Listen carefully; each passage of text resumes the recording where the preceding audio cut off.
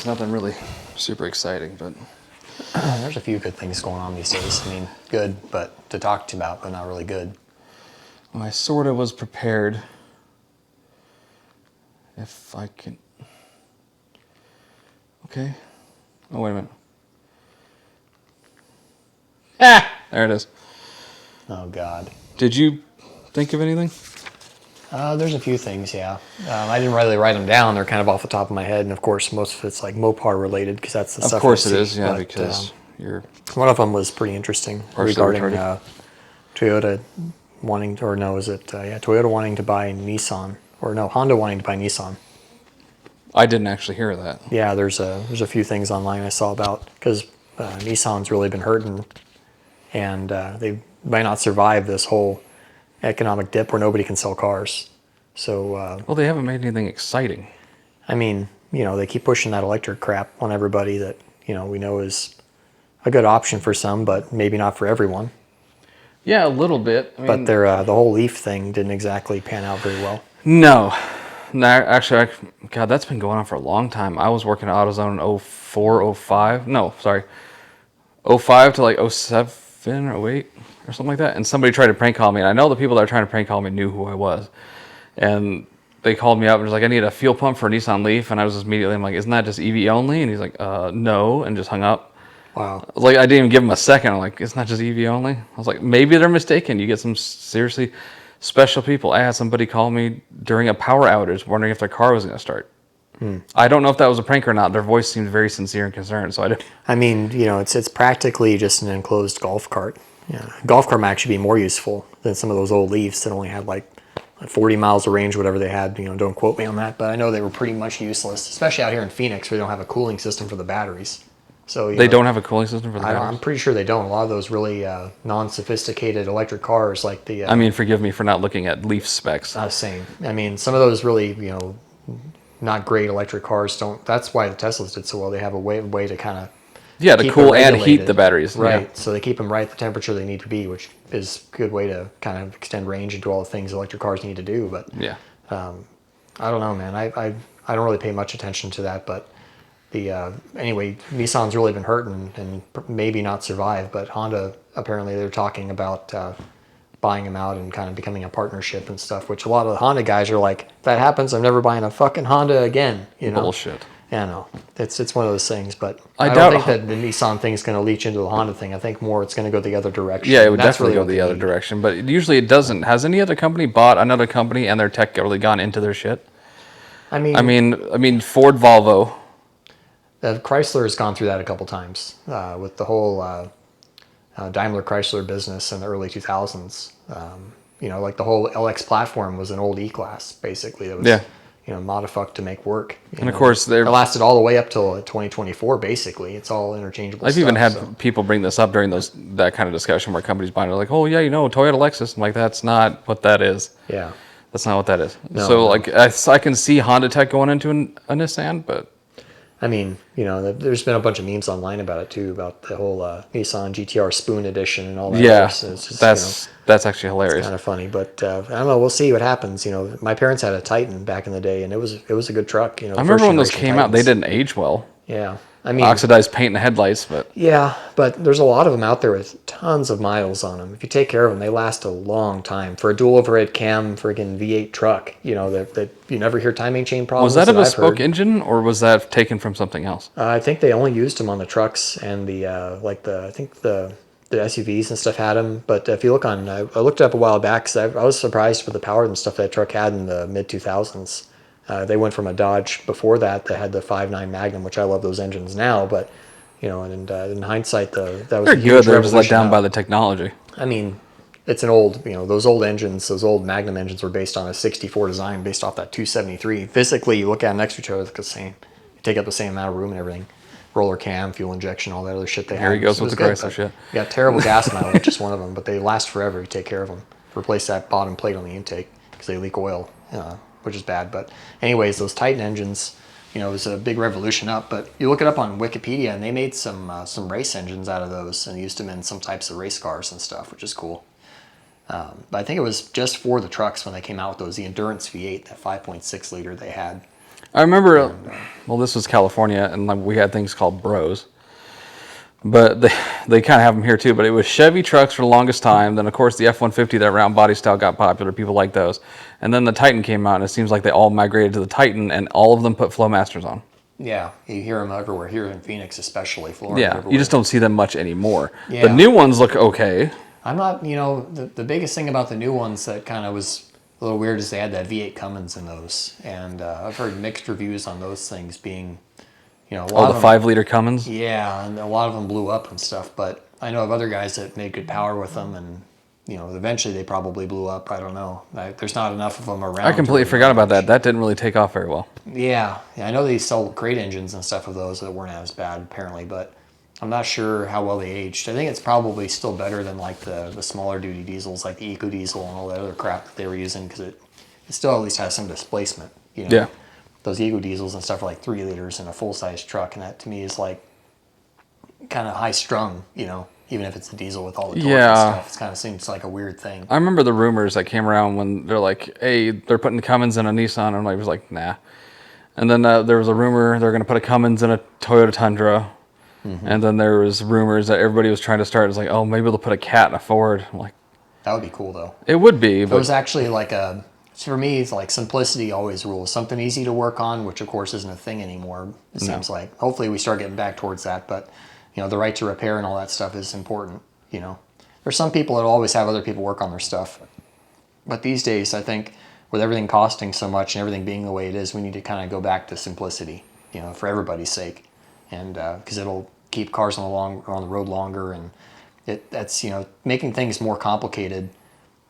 well, it's seems just like the it's wrong like my direction. Kenworth, the EGR. Yeah. What it makes the intake or the inside the intake port look like when it recycles that exhaust gas. It's just it Any looks of like those a diesel looks like a engines. fucked up chimney. Any of those diesel engines, it's all, and I'm obviously, I believe in clean air and clean water like everybody else should, but I think, there's other ways to do it that, When it's actively destroying your engine now. yeah, I mean, and that's the thing about it. It stops it from going into the air, but eventually if you want to keep that engine going, you got to clean that out. And where's that clean Yeah, out well, go? carbon doesn't disappear. Yeah. No matter what. So if you're generating carbon, you're recycling carbon. Even if you recycle the carbon through the combustion process, you're still getting carbon. You get carbon caught in the DPF, you have to burn out that carbon. Some of that carbon turns to ash, but there's still carbon. It's like carbon doesn't just disappear. And I think the big thing about it too is like going back to simplicity. Like emissions controls are one thing, but make it simple where it's an easy system that's not crazy expensive in some way. I know there's engineers out there that know way more than me about Well, this the crap, Europeans have already moved past it. The Bruce Wilson on YouTube, have you seen him? but I love that guy. Yeah. Did you see the Scania he got just Yes. recently? Yeah, those big Did you V8s hear the are specs sweet. on it? I watched the first couple of videos he had where he bought that first one, and then he bought the second one that he cut off the top and stuff, I think. Yeah, this new one, Scania actually sent him a brand new Oh, cool. Scania, and he had went and picked it up at the port.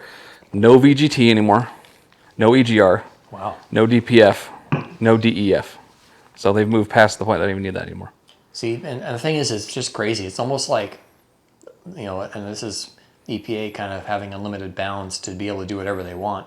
They make it to where if you're running a diesel engine, any time that's built between like 2020 and up, like the air going in is dirtier than the air coming out. Right. Like the thing literally cleans the air, and it's just nuts, man.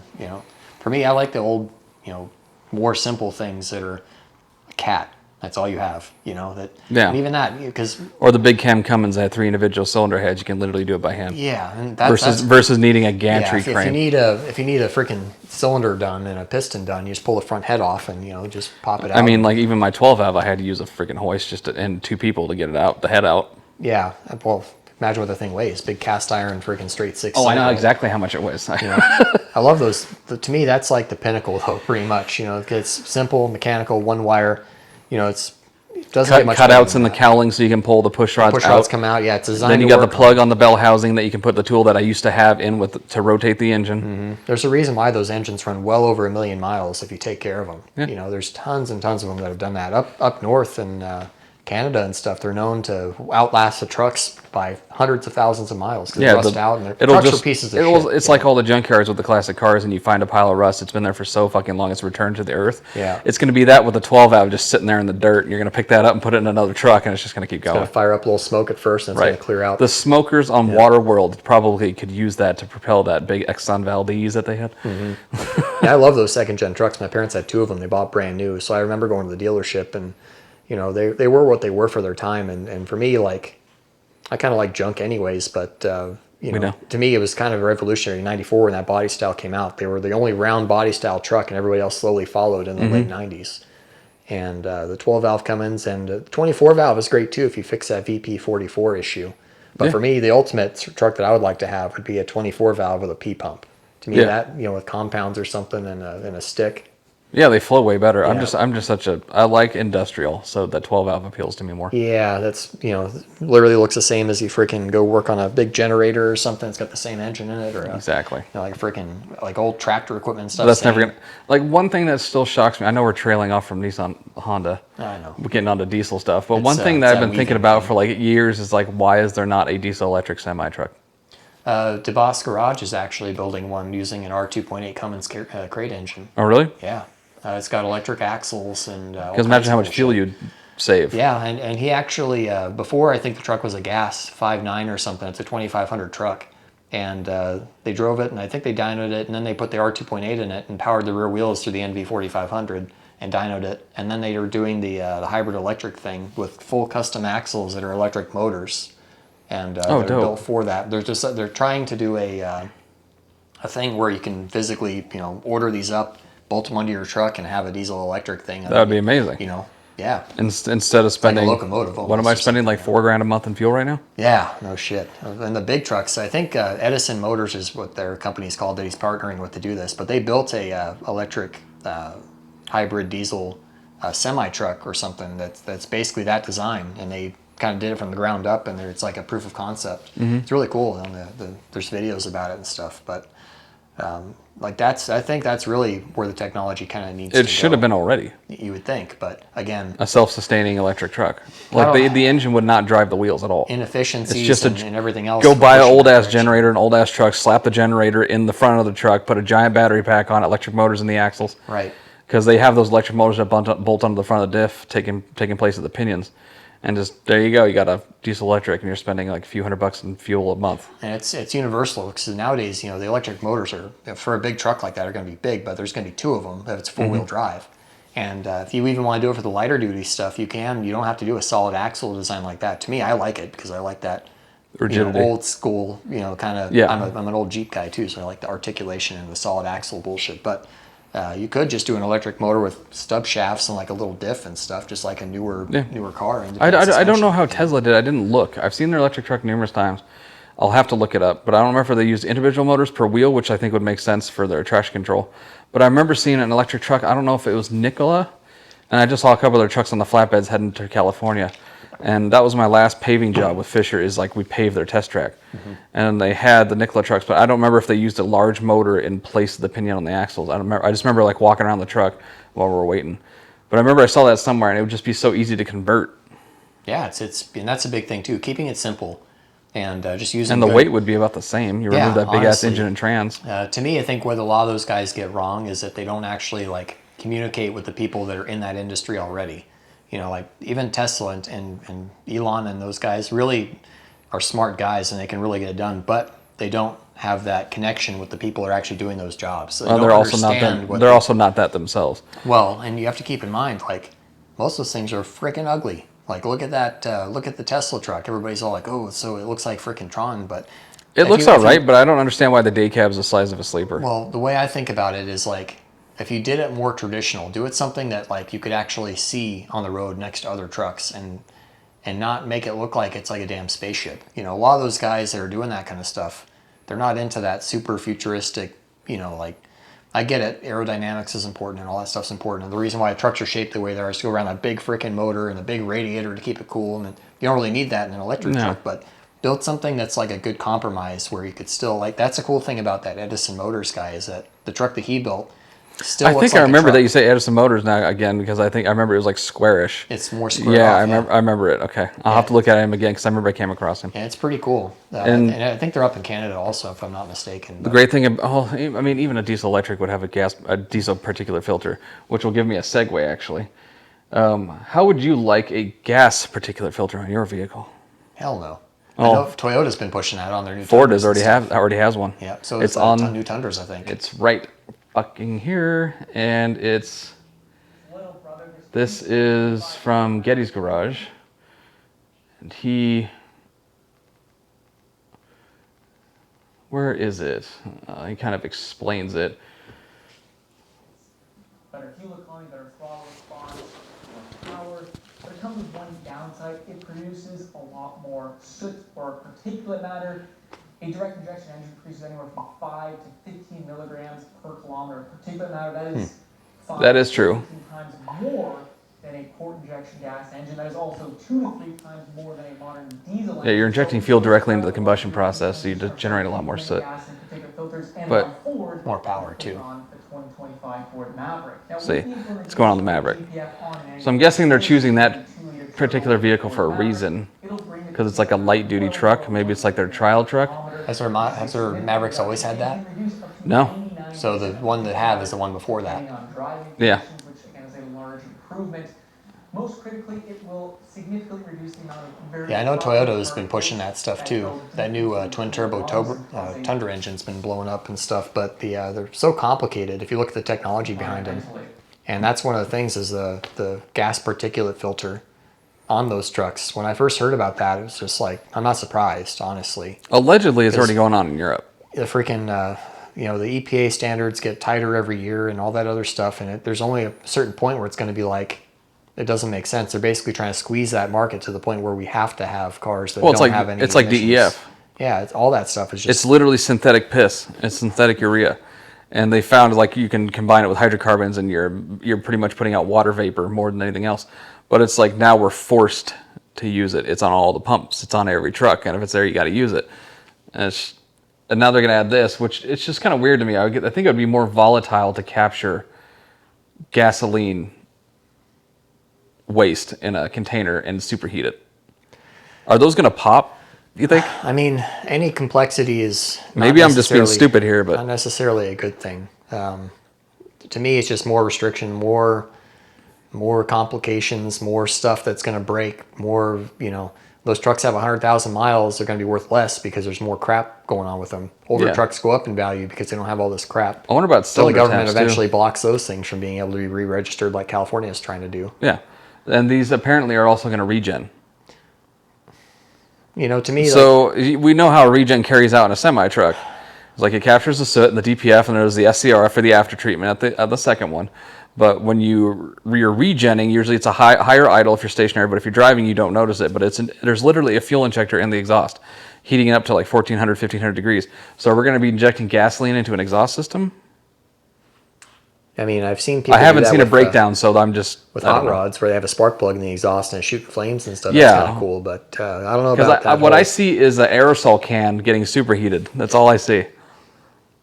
That's the thing too. It's not like diesel. With diesel, you can literally drop a match into a bucket of diesel, and it doesn't do shit. It doesn't do shit. Yeah, you've got to really compress it to make anything happen. With gasoline, it's a little bit more flammable. So it's going to be interesting to see how they work that out. Obviously, they've already done it, so they probably They clearly have data. But that's the thing, though, is like, what's the long-term sustainability of this? I wonder if these are going to get super hot and cause fires. I mean, they're already doing the whole electric car thing, and that's also one of those things where when those catch fire, it's like thermal runaway. It's they'll done. literally burn through concrete. You saw that. Yeah, a lot of the firefighters they'll have them towed off into pools. Mm-hmm. They'll put like retainment ponds and put them in there and have them keep You them still cold. see it on fire underwater. Yeah. There was a video of one that was like a hybrid. I think it was a Land Rover or something, but it was a diesel hybrid or something in Europe, and it had caught fire just sitting there in the parking lot. And it got so hot, the freaking the parking structure was melted. The freaking concrete melted because it's like thousands of degrees. Or like it's just crazy. the Fisker Karmas during the hurricane, or was it the hurricane or the weather event on the East Coast somewhere? All those Fisker Karmas were parked at the harbor and they all just started detonating because there's a floodwaters started to get up towards the doors and they just start cooking off. They weren't as yeah. well sealed as a Tesla, where people have literally weighted water with those cars. The thing about this whole thing too is like it's trying to stop. They're really focusing on like air quality and all this other stuff. But what are they? What's the long-term sustainability of all this stuff that they're doing with batteries, with all this extra emission stuff that makes it to where the truck doesn't last as long, and they have to crush it and all the different byproducts from crushing it and trying to recycle it. But you can't recycle every single bit of it. No. So that's bad for the environment. Like what's the sustainability there? What's the sustainability of pumping out all these vehicles that are going to have to be replaced in 5, 10, maybe 15 years if you're lucky, and pump out a bunch of new ones? I'd like to see the long-term effects just on the internals. Keeps people employed, which is good, I guess, because they have to constantly build new shit. But like, for me, I always believed in just keeping something old on the road versus crushing it and starting over. Just keeping it. And how much are those going to cost? That's the other thing. Cars Catalytic are already converters, too just like in the state of California, last time I looked when I lived there, a catalytic converter was $300 to $800 depending on the car. Here it's like $100 to $300. Yeah. Something like that. Like. Well, that's the thing too, and to keep it on the road, it eventually becomes not cost effective anymore because we already know that there's an issue getting good parts, so you're gonna have to go to the manufacturer for it, which is going to be crazy. Like the DPFs for semi trucks right now are anywhere from $1,000 to $2,000 depending on where. I think that the modern gasoline engine is probably, in my idea, of course they're saying that it puts out more soot, but it's a gas car. It's a gas vehicle, so I don't think it's really like, how often do you see the tailpipe of a gas car all black? Yeah, I know there's particulate matter there and you're trying to capture it. So I'm not sure how long those last compared to like a diesel truck in an industrial or a like a 2500 or 3500 like passenger truck even. It would have been nice just to have E85 mandated. I mean, there's less energy. You're using 30% more to make the same power. It doesn't like the light and the cold. But I bet you, and everybody in the car community bets it, but nobody wants to do the video on it. You can take like a cam head Z06, completely straight piped, straight ass exhaust, run it on emissions, and it should pass theoretically because it's producing 70% less carbon emissions. And that makes sense. But for me, it's like I think it's sustainability again at the end of the day. If everybody started running E85, first of all, you got to make sure that it's actually E85. Is there enough corn in the world? And you also have to have huge pieces of land that are just dedicated for fuel. Mm-hmm. And all the processing behind that and everything else, which is cool because you keep, I guess, farmers working, which is important too. But, still it's like... It would be better just to blend it, but then you have all the cars on the road that can't sustain it. Right. And that's the other thing, because that stuff's not really friendly to rubber, and its moisture intrusion factors are a big thing too. And if you have a car stored, God forbid, you don't want to have E85 or anything like that. Yeah, it turns to gel. It's horrible. It just fucks up everything. So. And the other problem that people are doing with that crap too is they're mixing it with their cars, like doing stupid shit. Like I know a couple of people that do it because they can't afford like the tuning or the fuel system to support it. Like on a Fiesta, or I'm not naming anybody in particular, but there's a Fiesta, he's running E30, and because he doesn't have the fuel system, but you're running E30, you're blending so much ethanol with your pump gas, you start to get contamination. Yeah. I don't want to say contamination. It's like it dirties up your fuel system because it helps break down the gasoline, but it's just not smart. But then it's just shit like this. It's how much further. And that's the thing about it, man. Eventually, it's like, nowadays you could straight up, back in the day, you park a car in a garage, you want to kill yourself, for instance, you turn the thing on.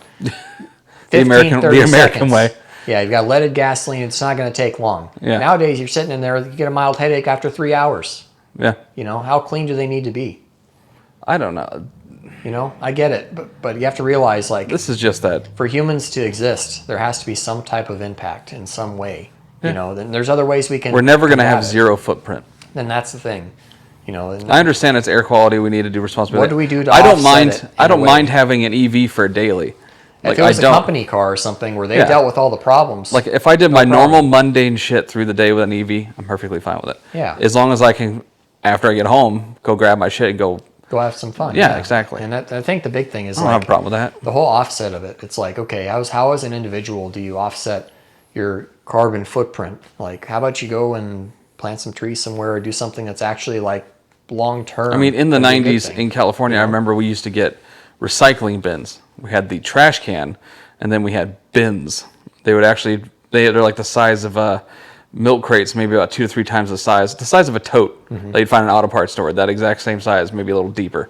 And then you put your recycling in that and set it next to your trash can, then eventually they just get rid of that and just got recycling cans. Right. But it's... I mean, think, that's the other thing to talk nobody about, does too. that. The thing about recycling in general, most of recycling just goes to a landfill. Yeah. It's like, if you cared so much I about... park right next to one, just like you used to. I've seen what they dump. And that's the thing about it, if you cared so much about all of this emissions and all these carbon footprints and everything else, why don't you focus on that versus this kind of stuff that only affects the Right. people that are actually paying? Well, this is also probably a mandate coming from the same company that fined Cummins $2 billion for writing an algorithm because they couldn't get their soot sensors from overseas. So they wrote an algorithm to keep their trucks, or their engines and equipment compliant, and they got fined $2 billion for it from the EPA. Yeah. The same EPA that also says all military equipment doesn't. I understand why it doesn't, but it doesn't need emissions equipment. And even there's a video. I think somebody just bought an old F-350 from the Army or from probably the Marine Corps because it was OD green and it was old. And they started it. And it was super quiet, and there's nothing coming out the exhaust at all. I'm like, what's with that? You don't have emissions equipment, and that thing runs clearly cleaner and smoother than the shit I can buy. Well, that's a big thing. I think really what sucks is that all this kind of stuff does is it hurts the consumer, the individual. Yeah. And that's, to me, it's like there's so many other things they could focus on that's inefficient. Recycling, for instance. I'm 100% so far it's only chatter about the deep or GPF. So how long until DEF or GEF is going to be introduced and mandated into a vehicle? Well, that's the thing, that I think now that things are starting to Because hopefully it turn started around with a little bit. semis. It started DPFs first, and then the DEF came. It's just one of those things. It's just, who knows, and I think that, hopefully with all the politicians and all this politics stuff happening with cleaning up of all the BS going on, the hard part is once this stuff starts, it's hard to reverse it unless it's like super detrimental. Well, if it's just barely detrimental, well, it's like I said, they still find squeaks by, they find one of the engineers that make this shit to make that happen. They find that company $2 billion because they're like, check your mic, because oh no, they wrote an algorithm, and they got all butthurt about it.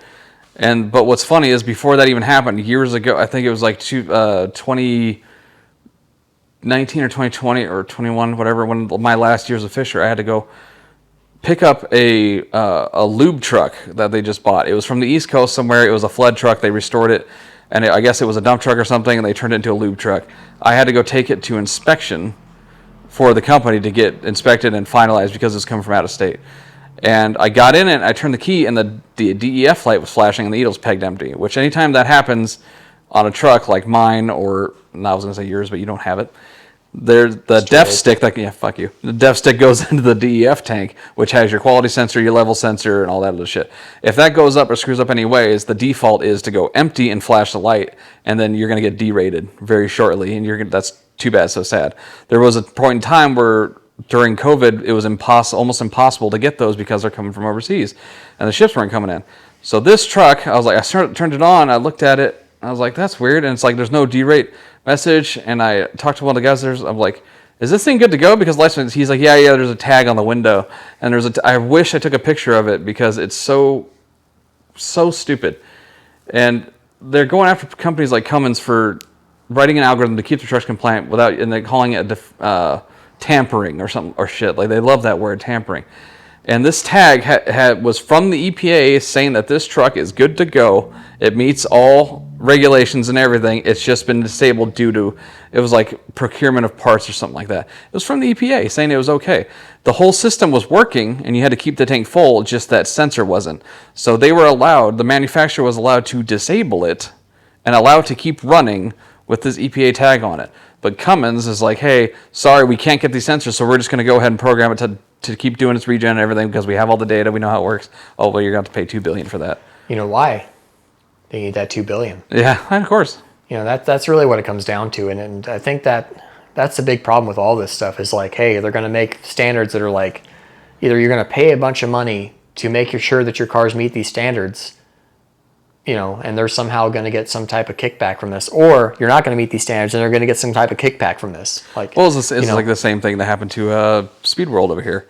Yeah. Like, I remember talking to the guy that was a co-owner of that, and he was pissed off because Maricopa County, this was during the recession, they were just going after everybody for regulations everywhere, but they just tried to hit him the most with all these bullshit fines. Yeah. I don't know if it was the county or the city that agreed or disagreed. It was one of the two where one was coming after him, but the one the other one was saying, no, you're fine. I don't know what the hell they're doing. And he eventually lost his house and shut it down because he couldn't afford to fight it anymore. Yeah, that's our local drag strip for anybody that might be listening that's not here locally. Yeah. B-Roll used to be the drag strip that was here on the west side of And Phoenix. it started with the bleachers, I think. Yeah. He didn't have a permit for the bleachers. They went after him for the bleachers. He took care of that. Then they said you have to have permanent restrooms. You can't have temporary buildings. Then the city, I think it was the city or the county, said that's wrong. You're not building bathrooms there because that's next to a riverbed. Then they came after again, saying that you can't have these temporary buildings because he was using Connex boxes for like the announcement towers on the dirt track or something. Yeah. And then they said, no, you don't need to do that. Those are temporary buildings. You're perfectly fine. And they kept coming back and coming back and coming back. And eventually, it's like the NHRA was coming. He's like, oh, fine, payday. I can probably recover something. And they're like, here's your permit, or we're going to give you a permit because you're past your lease because it's a what's the land? Like state trust. State-owned, yeah. Yeah, state trust land. And then at the very last minute, like 2 days before the NHRA was due to arrive, they pulled the permit and said, never mind. And he just fed up. Yeah, it's honestly understandable. It's just, I think a lot of it too, during that whole time when that was going on, there was a lot of growth up there too, where people were having houses built by the racetrack. They're like, oh, sweet, I get to live by a racetrack. And then they complain it's noisy. Yeah. The whole time people are complaining that, hey, I'm trying to sleep and there's freaking races going on a Friday night. Or there's That happens dirt a lot of track tracks. stuff. There's the going other dirt on, track over here to the east side. or Glama status, the mud bogs and all that stuff. Yeah. All that. Yeah. Now we have to drive all the way to Chandler to go to Firebird, and on a busy night, man, you pay whatever it costs to get in, which isn't cheap. And But it's nice. It's nice. a It's a quarter. It's nice. It has a lot of room. Yeah, that's true. We do get quarter mile racing, And it's thank nice God, they're repaving it right now, which means somebody's throwing money in. Did you see that?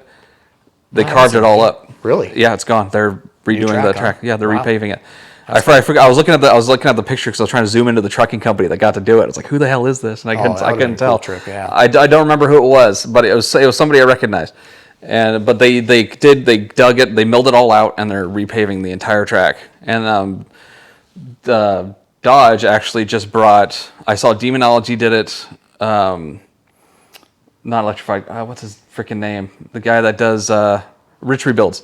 I saw Rich Rebuilds video, and then there's a couple other people that went over there. Dodge just went to, what's the name of that track? That racing class? Radford. They used to be Bondurant. Yeah, and so they took them there. And I recognized the video on Herman's video, Demonologies. They're pulling into the gate, and you can see it, and they're going to the Radford school, and they had the unveiling, or not the unveiling, but they had a whole test session for the new Dodge EVs. And I've been obsessing over this car because I love the way it looks. It looks like a 66 to me, like a new age 66 Charger. Have you seen it at all? Oh, you're talking about the new white one? Actually, I sat in one at Barrett Jackson. They had one on display. I mean, it looks dope. To me, I'm a Mopar guy through and through. Let's subtract the Hurricane and the EV part, just cosmetics. It's a good looking car. It's just too big. Really? Think so? Way too big. I haven't it's seen it actually in person. bigger. It's bigger than the old Challenger used to be. Really? Yeah. Why? Longer wheelbase, just a bigger car, heavier car, and they also cost way too much. How much are they going to go for? Base price, I think it was like 60 grand on those. And that's for the Hurricane? I think that's just the cheapest one you can buy in that body style. And that's replacing the Charger and the Challenger because they Yeah, I offer heard a about four-door that. variant. It's also a hatchback. Yeah, I saw a couple of the guys climbed into the back of it. Yeah, it's pretty interesting. The interior was really nice. I give, of course, any new car now you get in, it feels like a freaking spaceship compared to what I'm used to. But Right, all stitched, it was- filled leather. Yeah. it was comfortable. But again, I don't know how long term. And to me, that's not going to save Chrysler from the deep pit of doom that they're heading in. If I had the money, I would happily buy one though. If it had a V8. I think that whole Fratsonic exhaust thing and everything else is it's an interesting gimmick. And, You don't like it? Let's hear it. Come on. You don't like it? Reminds me of playing Gran Turismo. The fact that in freaking 2001. right, this really does stroke the dick of the nerd in me though, because that is so fucking cool. I would love It's really not a love bad to looking love car. it, but I can't because it doesn't have a V8. Well, the thing is, the engine bay in those is plenty big enough. There's going to be plenty of Hellcat swaps out there. What chassis is it based on? I think it's a new one. It's a new proprietary. I was looking Either at that or it's probably some Fiat design that they modified, just like, Yeah, probably. Because I don't think they really have the money to be able to do their own thing anymore, unfortunately. I mean, it's cool that they actually nerded out hard enough to give you donut mode, drift mode, drag mode, and they give you something to listen to while you're driving it. Yeah, and again, it scratches some itches, but for me, they have to know their market. And the market that buys these types of vehicles, especially from Mopar in the last 20 years or even longer than that, that's not cutting it. I love the way it looks, though. It looks cool. Don't get me wrong. It's I too like the big. design of it. It's too big, and also the I'll whole have reason to watch the other videos again because when they're standing next to it, I couldn't they tell. never should have axed the Hemi, in my opinion. And Oh, they did do that right. It's not in the Rams anymore. No, yeah, 2024 is supposed to be the last year, unless you get a 6.4 heavy duty, then the bigger trucks still have that as an option.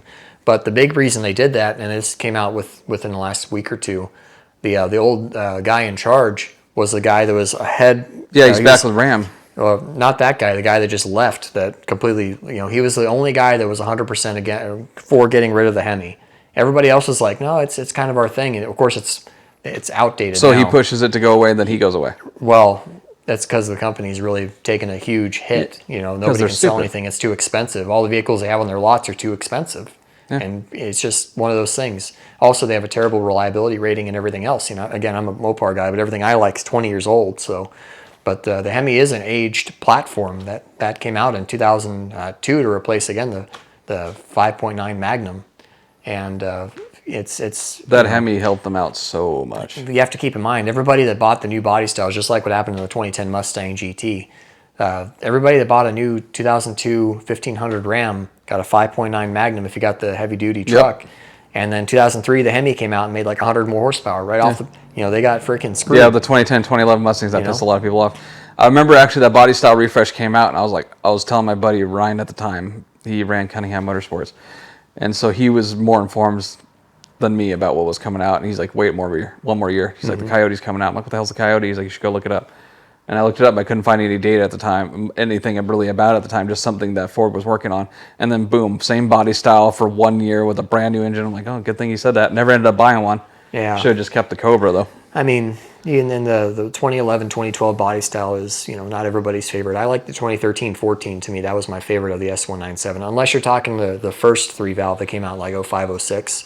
I think those with the Coyote would be my favorite of the the newer They solid look axle good. Mustangs. It's just, if you want to keep your spark plugs, don't bother. Well, yeah, that's the other thing too. And, As soon as you take them out, you got to use a special tool to rip the rest of it out. Right, and the early ones had that problem. I had a 06 GT for a little while, and it was that light metallic blue color. And, Okay, yeah. 5-speed leather interior and stuff. I Old love person that going car. to church blue. I freaking love. Yeah, it was called Windvale Blue. Of course it was. It was great, and I love that car. But it would have been that much better if it had 150 more horsepower, pretty much. Yeah. But it was great, man. It Apparently, it's not difficult got 20 to miles to the swap a gallon on Coyote dog into a water. 3-valve. So it was great. Oh yeah, they bolt right in. The 4.6 and 5-liter apparently have the same mounts. They bolt up the same. The transmission bolts up the same. Just have to have a way to Now it's control it. wiring. And Yeah. nowadays, you can just buy from Ford. They have the standalone computer and everything. Yeah, I the guess. control pack.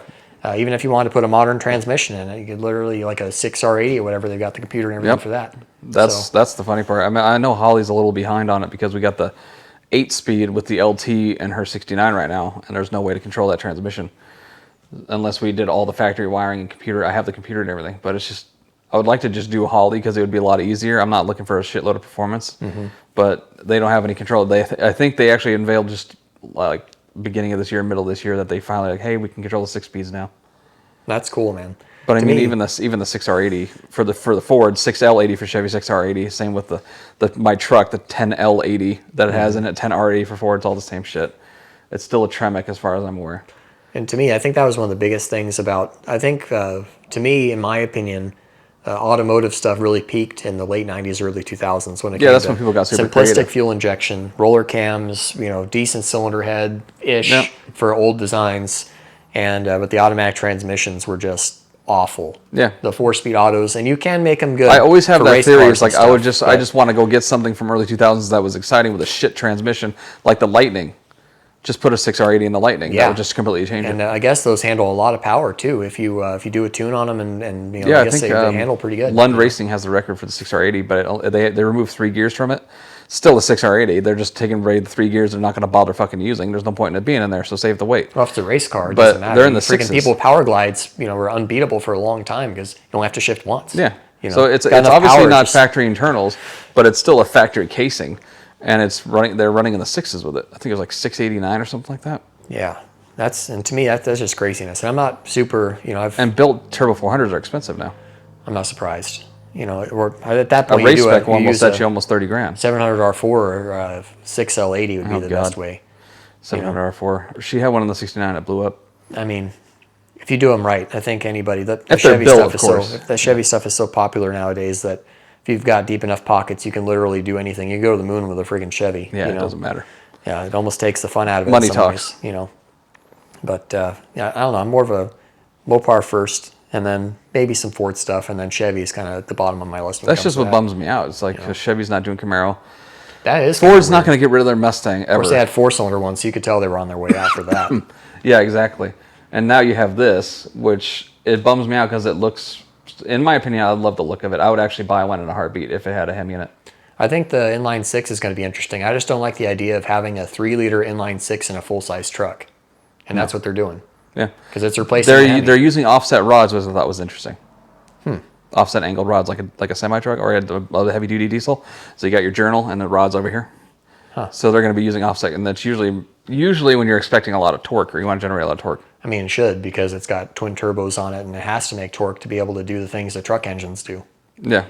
So I don't think it's going to be revving super high anytime It might soon. be cool, and I do like the sound of a straight six. But when it comes to a 2J and an RB, yeah, exactly. When it comes to what a muscle car is, which Chrysler or Dodge has been at the top of the heap with the Hellcats and the 392s, and even the 5.7 Hemis can get it when you put some stuff on them, like a blower or whatever. Right.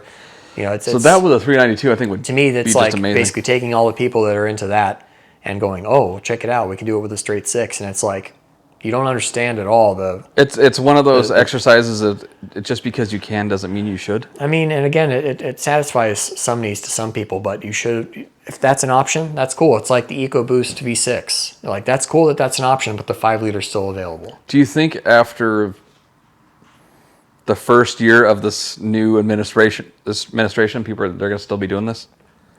They're going to try, because it's not really American anymore. Because they've made adjustments for the current administration, which is the problem. You have to keep in mind, FCA is a huge conglomerate that's, a lot of it is European. So they don't really understand the American market like they should. No, well, they don't at all. And that's the reason why they're tanking so hard, in my opinion, is that things are too expensive. They're building vehicles that are way too option for most people. You know, like a few years ago when people were just blowing money like crazy, that's one thing. But now, when you have a row of Dodge Rams on the showroom floor, and they all cost $80,000. And you can see the interior speaks for that. You know, you have to basically. Because you remember early 2000s Dodges. Yeah. You lean on the dash getting in, it pops. Well, the dash material they used was also like glass, so yeah. You know, that's another part of it. And there's that no textured structural plastic, like in the first Chargers. Yeah, there's horrible. No, now it looks like a leather sofa in there, and you're wondering why it's more expensive. Yeah, you look at like the Chevys and even I think the Fords and stuff. They actually had some type of metal dash inside. The Dodge trucks, it's all plastic, so there's no support. You go over a bump, and it's just the top bolts that hold it under the windshield. Snap. And it just, the whole dash is plastic, and it's made of that really fragile material. You drop a piece on the ground, it shatters into 10 pieces. It's like the video I showed you with the guy smashing the top of the second-gen dash just to get to the heater core. He's like, oh, let's smash this. He's like, oh, there it is. We've come a long way since that, is what I'm trying to say. Yeah. It's mostly like, you can build a cheap truck still. A cheap, simple, you know, I think they need to get back to, and this might cause complications, but back in the 60s and 70s, you sat down with a salesman, you had a piece of paper, and you're like, what options do I want? And then you I filled want in that the one, codes. I want this one, I want that one, build me that. That's how the Copo Camaro happened. And then you keep your vehicle until it comes, and then you do your thing. You build it how you don't have to buy these option groups where you're like, I want this one option, but I don't want these 20 other fucking things. Yeah. And that adds $10,000 to the price. It's like all the car builds are now like modeled after internet subscriptions. Yeah. Like where you look at the columns and they show you the columns like these are included, and then you go to this one, and then you go to this one. It's like, I don't need this shit though. Yeah, and to me it's like, again, I'm an old school kind of thinking person, but you know, back then every year was a new body style too. So we don't need to be doing that. You know, now keeping a body style for 10 years, okay, and once in a while doing a facelift but same truck or same car. I get it. But you know, build stuff that people will actually buy. Go back to Lee Iacocca's idea of saving Chrysler. Build cars that people will buy. Right. Keep them easy, keep them simple. Ford definitely didn't get that memo. You know, well, I think Ford is the only one that's really, you know, they didn't have to get bailed out in the late 2000s. Yeah, but that was earlier. They're still selling the most trucks, I think. But that look, for instance. I mean, I haven't heard much about what's going on with GM, but I know Chrysler's really, really going through it right now. Well, they're owned by so many companies that have too much influence in it. The big problem with that is that they've never been able to dig themselves. It seems like they've always been struggling since, and this is hilarious, if you go way back in time, back to the late 50s and stuff. They were doing all the cool. They were literally the company of innovation. They invented basically the alternator, and they came out with it in the 1960 Plymouth Valiant. It was the first thing to have it, and then everything else kind of followed that. Adam's nerding out on And, Chryslers again. Yeah, well, but basically, I don't know if does that make up for the left-hand right-hand thread chip? a lot of other companies did that then too. It wasn't just them. They just get the most flack for it because they were the biggest company at that time to do that. But anyways, their old design engineer, Elwood Angle, was the one that replaced it. So it was Virgil Exner. He's the one that came up with all the fin designs and the forward look Mopars in the late 50s and early 60s. Well, he was at a disagreement, I think, with the Chrysler corporate in the early 60s when he had to get rid of the fins on the cars and stuff. So in the 1962 model year, it was rumored to almost be on purpose that he designed the ugliest cars on purpose. And right after that, he left the company or was fired or whatever. But the 1962 Plymouth and Dodge is like the ugliest thing, and it basically like cut their sales figures way in half or whatever it was. And they were always playing catch up since then. Then they went through the 60s and early 70s, and they've always been up into the mid 70s. They were almost going bankrupt again, and they're still making big cars that were too big, or the Chrysler or the Plymouth Volare and the Dodge Aspen that were rusting out in the lots and had to replace all the parts on them. It was just crazy. They only lasted a few years. Basically, they were struggling all the way to the point where the early 80s when Lee Iacocca got involved. And then everything had a turbo in it. Well, not everything. They decided to start building the front-wheel drive, simple, cheap Dodge Aries and Plymouth Reliant or whatever. And the Shelby GLH. That came much later, but that was their excitement for that. It was like a reward. I had for one selling. of those stay door to door with me in my 03 Cobra, like back in the day. They're cool as hell. I had that 86 Daytona Turbo Z Carroll Shelby edition with the CS with the big sway bars. They had 140 horsepower, but it was a lot of fun. Black leather interior, T-tops, which I never took off because you don't make the seals, and if that starts leaking, you're kind of fucked. So I never took the T-tops off on my Z. But and they were what they were. But basically, they've always been kind of struggling since the early 60s. I don't think there's really a point. I think the last 20 years or so with the LX platform was like the last thing that they really built that a lot of people bought. Like how many Chrysler 300s, Challengers, Chargers, even Dodge Magnums once in a while do you see? They're everywhere, man. And but I think that it's just a matter of building stuff that people will buy and don't overcomplicate it. But is Dodge? You're saying Dodge has been having issues since the 60s, which I agree with. All the way till now, basically. What is that a result of? Is that the higher ups? I think a lot of it's just bureaucracy and just not. Now it's not so much Dodge anymore. Well, you have to keep in mind too. It was part of the big three. So it was Ford, GM, and Chrysler. And Chrysler was always kind of the redheaded stepchild of the big three. They were always the one that wasn't doing as well as the other guys. Generally, what came first, Chrysler or Dodge? I think they were all honestly. Because the Dodge were the Dodge brothers, weren't they? Well, yeah, and they all became Ford one big company. Or Chevrolet. And and back then too, they had Chrysler, they had Plymouth, they had DeSoto, they had Dodge. Yeah. They had all kinds of DeSoto, holy shit. Yeah, that was another because they had different. Chrysler was the top.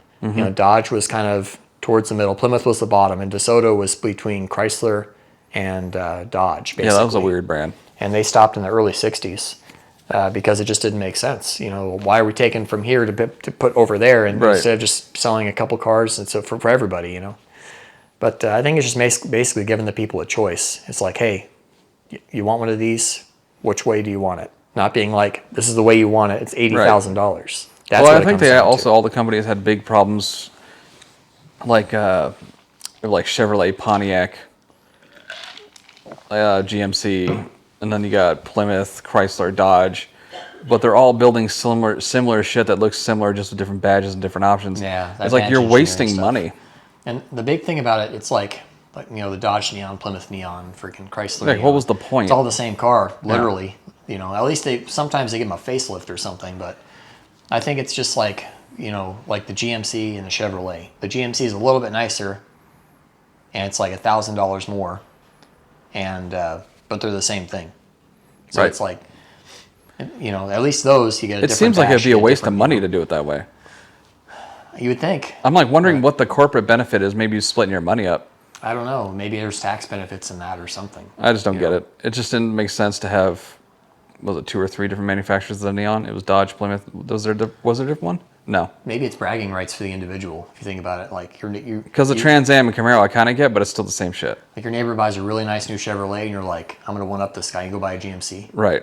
Maybe it's and that's that. But how much more money does that make you doing that?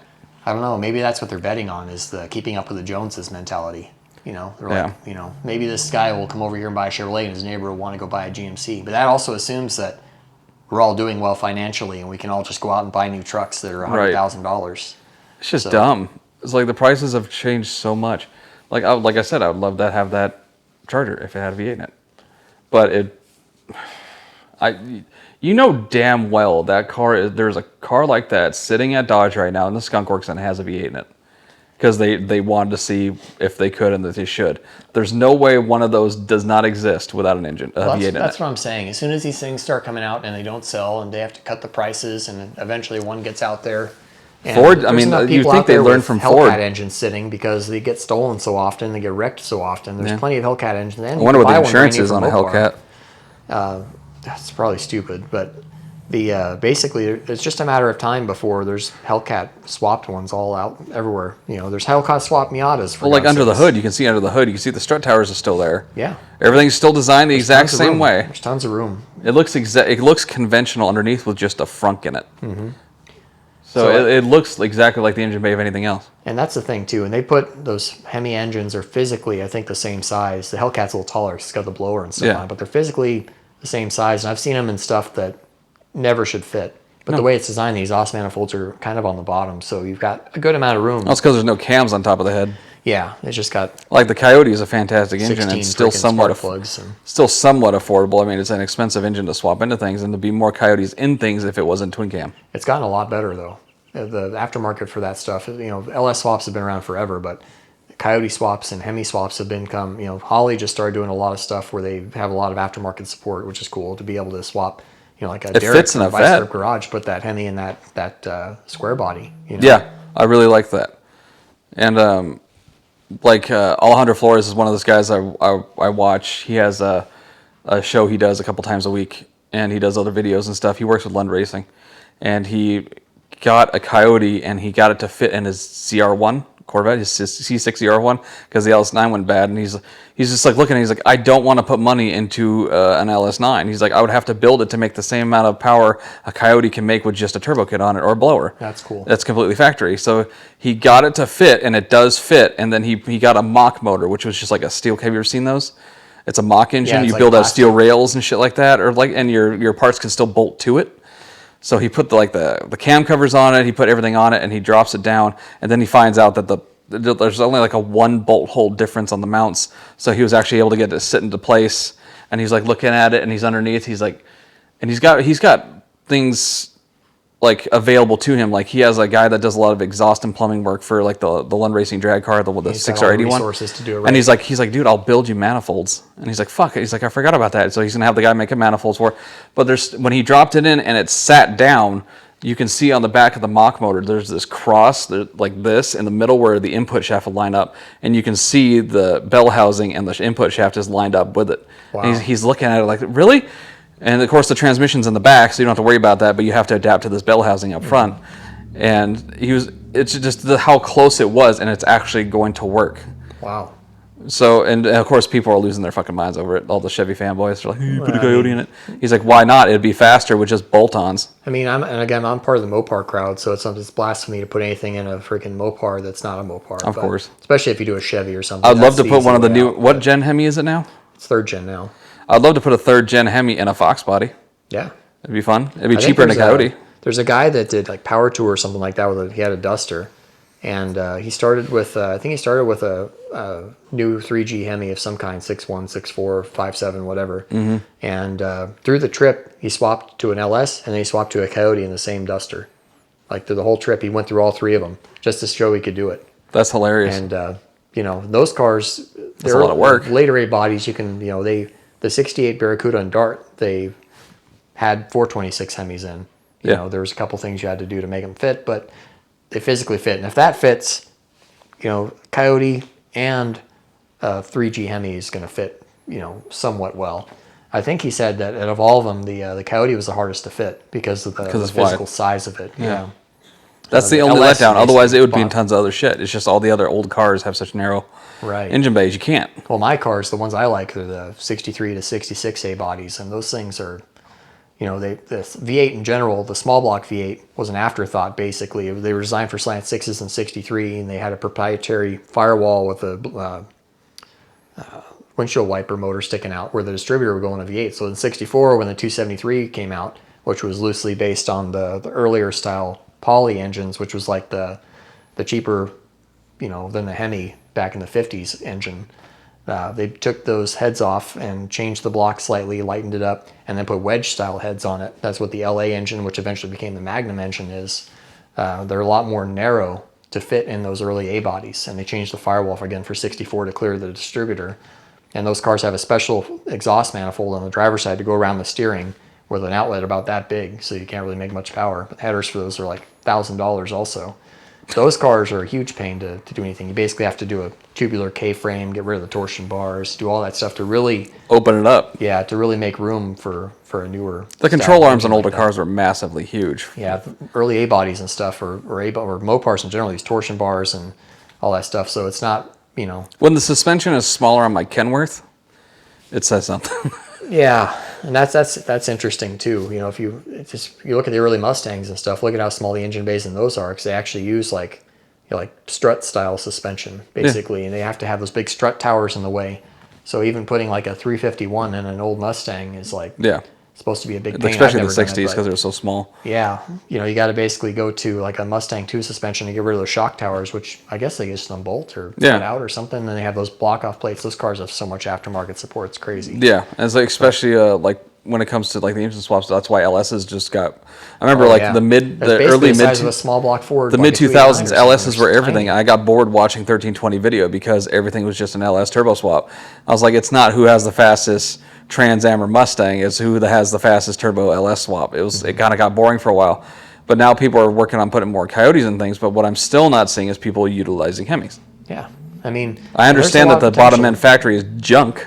Depends on which one it is. You're right. I mean, for like boost or something like the slapping a turbo on it. There's a lot of people that still. I mean, the cool thing is that you can take a 5.7 block and you can make it into a 426 or whatever you want. That's I guess a pretty cool thing. But and the cylinder heads, the later ones, the Eagle ones, flow tons of air. It's like almost like a Coyote, probably not quite as good, but pretty good. The earlier ones aren't as good. On Engine Masters, they did a test of Hemis versus Hemis, and there's a big difference. A series that should never have died along with everything else. I mean, I get why it did. Brule retired, I think, and that was before the whole Time Warner cable thing. Yeah, we don't need to talk about that right now. I'm still sore about sad it. Days, but well, if they ever come out here, I'm making you interview them. The cool thing, Dulcich and Freiberger would just be a Mopar. I know it is. I know he is. Mopar, fuck. Oh my god, dude! I would get autism if I sat in a room. All three of you are like, oh, Chrysler this, Chrysler that. It's like A bodies, B bodies. Yeah. Oh, and those guys, like I only know like. If I start liking more Dodges, I'm gonna have to stop talking to you. Yeah, I only know like this much compared to those guys. Those guys are the ones that were writing the magazine articles that you read. That I'm literally looking for the old yellowed pages of the old magazines. Online, trying to find a digital copy of it to try to read to find the information of what works and what doesn't work, basically. And that's a good point. Where can you find vintage magazines? That's why I try to find the online articles that have hopefully been published. But it's not all the ways like that. So I still got a perfect condition hot rod from 1980 something, where my uncle had a El Camino on the cover, and he still had a few left in the stack, and he gave me one. I put it in plastic. I'm like, fuck, I'm gonna hang on to that. And I never even opened it, and he never opened it, so it's a fresh magazine. I got to find one of those. That would be awesome, finding that old article stuff, because that's where you find the little tiny things, the little tips and tricks that they did, and that got lost. That stuff is worth so much. So if you're actually doing something yourself, and I try to think out all the things that could happen before they happen, so that when I'm doing it, it's somewhat smooth. There's still going to be bolts breaking and all kinds of crap, probably. But that's why it takes me a while. When righty-tighty becomes righty-loosey. Because I try to lay everything out and try to go, okay, this. If I'm using that with this, and this has to work with that, and then I'm using these parts from 30 years ago with this new stuff, so how do I make, the cam sticks out a little bit because it's got a fuel pump eccentric, so I need a special washer to go over that to make sure, it's all this exactly. It's all this crap that if you just pull all up the that magazine, shit that they still know, which is ridiculous. Yeah. Exactly. Well, watching them on Roadkill and watching them just pull the information that you would never know out of their ass, and you're like, what? Like all those little tips and tricks that they would do. I wish I could cite one up right now. Jesus. And that's why I love watching those shows. Like Roadkill Garage, Engine Masters was my favorite because they always did super interesting shit. Yeah, That it's like, and Roadkill Garage is one of my favorites. and Roadkill Garage, like they actually go into like the details of working. First of all, they're working at freaking Dulcich's, which is always good. Which is a they're- gem to have they're a farm like that in They're California. going back in the back of the farm, and you see all the old stuff he's got laying around, and it's just like me over here drooling. And What do you have right now? Oh man, I've got again mostly early A bodies, but a lot of Jeeps. But 64 Valiant station wagon you've seen. Yeah. My 65 Dart GT convertible. That's Yeah, okay, the convertible, I basically a remember that. basket case. I've got really nice chrome and stuff for it. Then I've got my 66 Dart GT coupe. That needs to come out. yeah, needs to come out. Yeah, I've got a whole new front suspension disc brakes. It's a I slant love the six. darts. They're just so small. Yeah, and they're And every looks year like, change. does They're all anything unique. big fit in there? Does it have a fitment issue? Like, could you put a Gen 3 in it? That's still the early A bodies, so they're Oh, okay. So they're A bodies like and an A inch and a body. half more narrow on both sides. But that car, the 66 I have, that coupe is it's a slant six. That was like a performance thing from the 90s. So it's got a cool Clifford valve cover on it. Oh, I remember you Header, talking about that. 4-barrel. It's got an aftermarket AC on it, so it's got cool bones and stuff. I don't know if I'm going to keep the slant six or not because I've got V8s laying around, old Magnum engines. That's pretty much what I swap into everything. But Because they fit. I think it'd be kind of cool because I've always been a lot of us guys, Mopar guys, are the slant six is a curiosity. It's never going to make good power unless you throw a big turbo on it, and that's not going to last. No. But it might stay with that for a little while. It needs a lot of work. It's got a hole about that big in the floor from the windshield wipers seals leaking over the years and stuff. And then so I've got those three, and I've got a bunch of old garbage. And you just did Jeeps the and- two-wheel conversion on that Jeep of yours. Yeah, I'm getting there. It still has the Oh, you still haven't transfer finished case. it? I've got the tube axle in the front, and it's got big disc brakes, and I've got an 8.8 for the back with Cobra brakes on it and stuff, and 355s with a new traction lock. I've got the transmission ready. I've got all the parts ready. I just need to basically do it. I even got the tune ready, and I'm having to use. I actually found this out. I have to use a RAM computer that's calibrated for a manual transmission because SCT no longer allows you to tune out the automatic transmission with an automatic transmission computer. The last, like 3-4 years ago, they stopped you being able to disable it when they were FBA not FDA, the freaking emissions EPA? EPA, FDA. FDA. That is not a grade A exhaust. Yeah, no shit. Check your mic again, by the way. It's getting all tucked in again. Yeah, just in case, because I bad. wanted to make it My sound like loose- you're My underwater. loose shirt. But basically, they went in. The EPA stopped them from doing a lot of stuff, and I guess tuning automatic transmissions off of if you do a manual swap is one of the things they don't allow anymore. So I Which luckily is just dumb. Tom, one of our buddies, had a Ram truck that he parted out because he was going to put a V8 in his Scout from that Ram. Oh, I remember that. And I got the computer from him. It's a 5.2 computer, but it had a manual transmission. So I had my tuner guy calibrate for a 5.9 with the camshaft I'm using and the intake manifold I'm using in the headers. And now it doesn't have the parameters for an auto, so I have to do that. But I went through and I found the old service manuals for a Grand Cherokee ZJ like mine and for the Dodge Ram, and I pinned out the computers. And basically everything important is good. I even plugged the computer into the Jeep, after I read that to make sure there wasn't anything that was going to fry anything. And the truck started right up and it seems to be good. So I have to change a wire for the air conditioning controls because the AC controls on a Ram are different. So I have to run an extra wire. And there might need to be a extra O2 sensor ran because on the heavy duty trucks they have extra O2 sensors for whatever reason. For fuel trims or for... I'm not sure what it was for. Post-cat. It says for heavy duty trucks, but it's hard to read in those service manuals if it's only on the 2500 trucks or not. So I'm going to run it to see if it gives an O2 code, and then if it does, then I'll run an extra wire. That's interesting. Also, the throttle or the idle air control presets are in a different order on the computer. So if it has idle issues, I might have to switch those wires around. Yeah. Otherwise, it's a plug and play thing, and it's calibrated to run with a RAM computer now. Did you hear, speaking of Dodge, because that's what we've been talking about, have you heard anything about a new CUDA? There's rumors That's been a about rumor it. for like 20 years. The problem It's coming is up again, but I can't find any... unless they do like a Plymouth branding back, if they bring that back from the dead, even though it's been gone over Which they 25 won't. years now. It's been, I think 99 was the last Plymouth. The car, only which the is only a memory neon. I have of that brand is the neons. Yeah. So unless, or the Or the Voyager. Prowler. Oh, that well. So But anyways, which those hold their value strangely well for a little V6. With kinda with that interesting piece thing. of shit engine in it. The 3.5, which is better than the other V6s they had back then. But anyways, the basically, unless they bring the Plymouth branding back, I don't think it'd be very easy to do that correctly, you know, because they're really pushing for that body style. Unless they decide to Which, go, again, looks they're going great. to take a car that nobody buys and make a version of it that also nobody is going to buy. Why would they put the money into it, you know?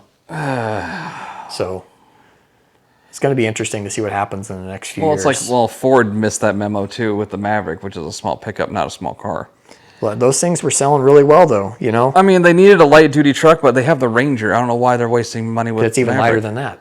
Yeah. It's basically like that Hyundai Santa Cruz thing, you know? I just don't get it. It seems like a waste of money. But Tom almost bought one at one point. We went to the Maverick? dealership. Yeah, we went to the dealership. We're looking at them, but they were announcing that the new body style is coming out, and he's like, "I'll just wait till that comes out." But the big thing is they only offer 2 engines. One of them's the hybrid, and one of them's, I think, Ego the Boost, 4-cylinder, yeah. 2-liter. Yeah. Yeah, so it's like, but one of them you couldn't get all-wheel drive with. I think it was the more powerful one you could only get in 2-wheel drive or Right. something like And- that. and Dodge- the new one, they're actually offering it all-wheel drive with a bit more powerful engine. So it's like, Yeah, and then the new Dodge branding with what was that SUV they're bringing out that they're going to call the GLH? They're bringing the GLH name back from an SUV. it better not be the Hornet or something. Yeah, the Hornet. Oh, Thank you. God. So you can see what they've done to Hornet and turned it into that fucking thing, and the Maverick, that fucking thing. And what do you think they're going to do to a Cuda? And that's the other part about it too. It's like how There's many. no respect for the old names anymore. And it's funny that they brought back the Fratsonic name because the Fratzog was that triangle Mopar logo that they used in the mid '60s. All my A-body And stuff that's has cool they that, brought it back. it is cool, but they're almost kind of crapping on the name because what they use it for. They're all it for crapping that. on the name. Look at the Ford's Mustang Mach-E. It's like the new woke movie version of the cars that we actually liked. It's you all know? shit. It's garbage. You So know? And there's just kinda, rumors of a Cuda still. the people that are actually into this shit see this and they're just like, wow. What the hell are you thinking? Now a bunch of people that are into this woke stuff are going to be in my car club and I'm never going to come outside anymore. Like, that's literally what's going to happen. You're just going to see blue hair popping out of all God, these SUVs. You know, it's like, you know, to each his own. I don't care what you believe in. Just don't make me freaking believe it. And don't come over here and be like, well, if you know. Well, look, it's a real Hornet. Yeah, get out of here. Man. So the Hornet. Oh, listen. I know you love this. You ready? The Dodge Dart. How'd you like the new ones? You know, I watched live when they unveiled that thing, and Did your stomach sink? you know, I was like, cool, maybe an SRT4 version or something will come out, and it'll actually. I'm surprised you were receptive at all to it. You know, and to me, like, I was still young back then too. That was in like 2013, I think, when that came out. Like that. And it only ran until 2015. Like, they didn't do that well because it was just a Fiat with a different. No, they were badge on, trying to think of basically, or something with a but- Cobalt. And they were super unreliable, from what I understand. And they were the slowest because the biggest engine they had was that 2.4 non-turbo in those, and I guess they were still slower than everything else that everybody else That's had. a missed opportunity again. They were just garbage. If they just basically. throw a supercharger on a smaller displacement engine, it would have been fine. I mean, or do something cool. At least the Neon was like, you know, they had a 2-door version, they had the RT version, they had the ACR version. Has Chevy know. done anything like that recently? I can't think. Did they bring back any old names and fuck it up? The Blazer. Yes. That was it's terrible. still an SUV. Yeah, but it may as well be a Fiat freaking Multipla for all we care. Yeah, the thing is right. basically useless. I mean, it's still a Look at the Blazer's an SUV Bronco. to begin with. but Look at the Jeep Wrangler. And They, look at they the still Blazer. don't have S10s, so there's no light duty pickups as far as I'm aware. No, they've got the Canyon and the Colorado. Canyon and the Colorado. Which I guess the little 4-cylinder of those is pretty decent. They've been putting those in the full-size trucks a long time. And they offered the V8 one for a little while. The older ones, yeah. Yeah. Because when I got that same person, Ryan, that was talking to me about said wait a year, he was actually trying to like get me. He's like, "Did you want to buy a pickup?" I'm like, "Why do you want me to buy a pickup? You should get a Colorado." I'm like, "Why should I get a Colorado?" He's like, "We're gonna LS swap one." I'm like, "So if I buy a Colorado, you're gonna LS swap it. Who's paying for it?" And he's like, "We'll figure it out." I was like, "I don't have the money to buy a Colorado," but he was trying to be the first to swap one at the time, and then I guess eventually they offered it for a little while. I mean, it beats the SSR. I mean, I still see old people driving around here in Sun City in those things, so, you know, they sold to some people. Yeah, and some of them were manual. That's kind of cool. It's definitely different in the early 2000s when they brought that hot rod theme back, you know, and then the retro styling cars came back starting It with just the didn't Mustang. last long enough at all. You know, it's just one of those things. It was one of those, like, you know, the Prowler and the SSR and like all these, like the PT Cruiser was that way, and the HHR, Jesus, the Cruiser. like all these little things. Like, it was an interesting time to be alive and be a kid, basically, because I was only Because it was fun. 14 or something, Yeah. And it wasn't like now where if you want to make a name for yourself, you have to have like a ridiculous amount of horsepower. Or you have to have an electric car that nobody really wants unless you're Tesla. Yeah. I mean, Ford could have just called it the Mach-E and it would have been perfectly fine. But they had to put a horse on it. Yeah, and that was the hard part. And then the about Hornet that. comes back as a Durango. So Well, it's half the size of a Durango. But yeah, I know it what you might mean. as well be one. Yeah, that Hornet thing. They keep pushing that too. They're like, "Come on, everybody gets excited about." It's like I don't want to get political, but it's like when they announced that Kamala Harris was going to run. They're like, Yeah. "We're going to decide that she's running," and nobody cheered. And he's like, "Come on, let's get excited." Nobody cheers. Yeah. That's basically all you got? That's how we feel about the Nah. Hornet. When in the Mopar crowd's like nobody. Unless that thing is like $5,000, I'm not interested. Basically, Right. It's going to be less And than you that can in 20 still, years. So. right now, you can still get an SRT Hellcat Durango. Because they're probably using up the last bits of the Hellcat engines and stuff they have. Yeah, laying you can around. still get one. I think the most expensive trim model was the premium, and it was like $111,000 or something like that. And that's cool. I think the old Durango. It's still there. First Durango body style had they had the Shelby one, which was really cool. I saw one for sale recently locally.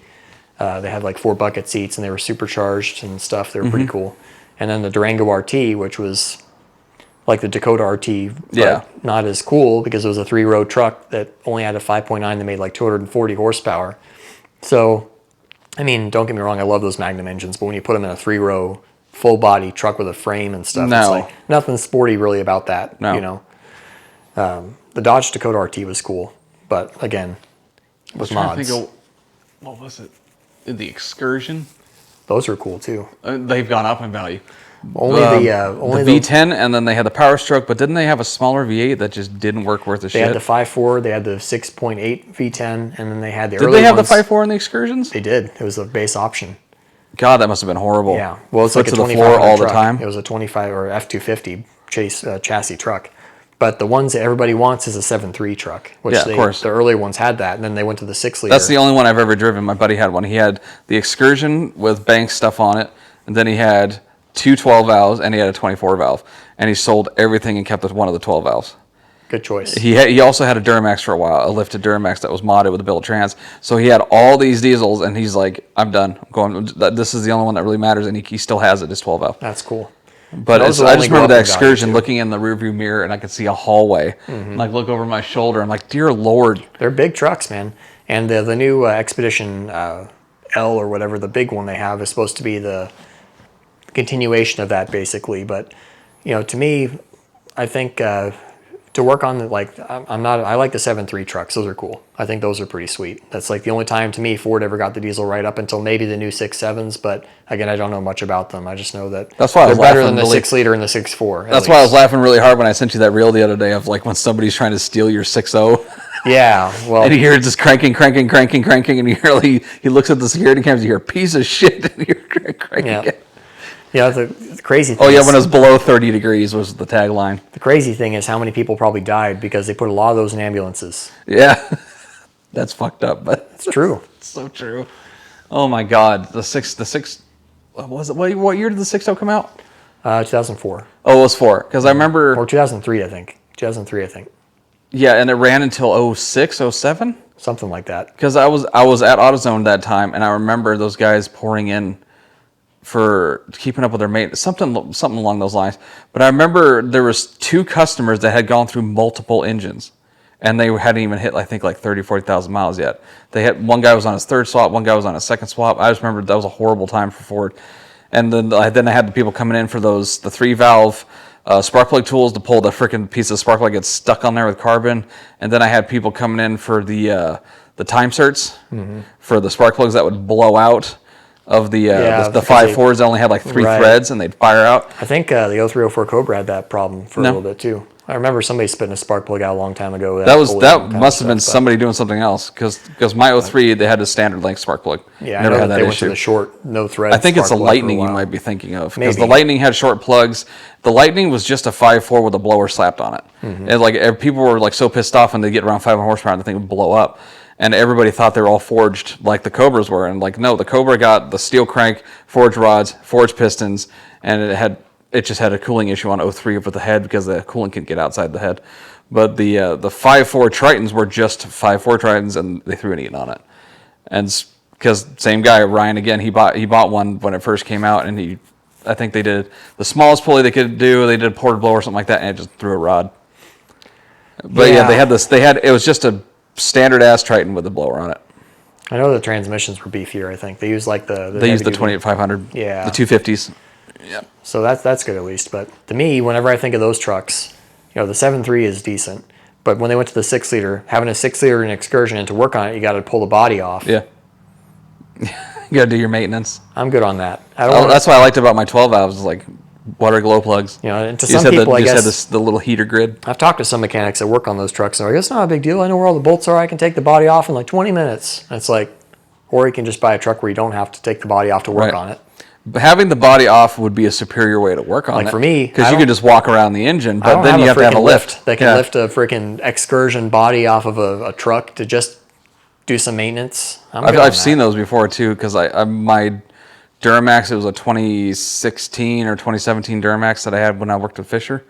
They had to pull the body off to get to the turbo. I was like, well, that's shit, because it started blowing smoke out the side of the exhaust. Ooh, that's good. Like, I don't know why. I'd come to a stop and there would just be some white smoke, and it'd keep going. I was like, what the hell is happening? And then I guess it was one of the turbo seals was going out. I should have bought that truck, because I had all that work done. It had everything done. It was almost perfect. And then they sold all that stuff when the border wall stopped. And that guy, I think that was on the list for like the cheapest amount. It was only like $9,800. I was like, fuck, I should grab that. Mm-hmm. And I didn't do it. Should have done it. So especially when it comes to Ford, what are you thinking about that GTD? I don't know much about it. I know it's probably way too expensive. $300,000. Yeah. So they give you that $300,000 laying around. You're probably not going to buy a Mustang unless everybody's super excited, because I think it was a black one that set the record. But it's a good-looking car, and it sounds awesome and everything. Is that the mid-engine one they built, or? No, it's front engine. Oh. It's set back a little further, I think. I'm not sure. I'm pretty sure here's your, or you can have this. That's at Radford. But like they just set the record. I don't remember what the time was. It was under 7 minutes, I believe. It's supposed to beat like a couple Porsches, but it didn't. I know you like Porsches too. So, but I don't think it can beat the GT2 or the GT3. I should have looked at the times. I don't know. For me, I think a $300,000 Mustang. That's the problem, because everybody's like, oh, look what Ford did. I'm like, that's built by Multimatic. That's not built by Ford. Ford supplied the engine, probably some of the running gear. The entire chassis, everything is built by Multimatic, the same people that built the GT40, the GT, the last one with the EcoBoost. So it's not even built by Ford. The engine is. That's about it. And it's $300,000. And there's only 300 of them. How much can you actually buy? And they're gloating about it doing well at the Nürburgring. If a guy knew what he was doing and had $300,000, he could build something that'd probably do better than that. Yeah. Pretty easily. Yep. And be way more special than that, because it wouldn't be something anybody for half the price. Why not just get a Porsche? I mean, for me, I like my 911s, but I don't know. I don't think, again, I think Mustangs are great, but the reason they're great is a lot of money, or a lot of car for the money. Yeah. Go out and buy a new Mustang GT. It was simple. It's like, here's some power, here's some style, here you go. Change the fuel system. It's like the Coyotes. You slap reliable, like 800 horsepower or whatever for like no money. So that's like the exact opposite of that. And I think, again, was it Jeremy Clarkson or somebody said, like, designing cars that are specifically designed to go around the Nürburgring. It's probably make James some May. Terrible road cars. It's James May. Okay. For sure, James May. Well, James May was my favorite of the group anyways. Yeah, he was one of my favorites too, because I remember they made him test out one of the new versions of a Renault. Was it a Renault hatch or something like that? And then the joke was like, hey, look, it's made by your favorite people in your favorite place. And he was like looking at it, and it said Nürburgring edition, and there's like Nürburgring on the headrest, and he's like driving it around.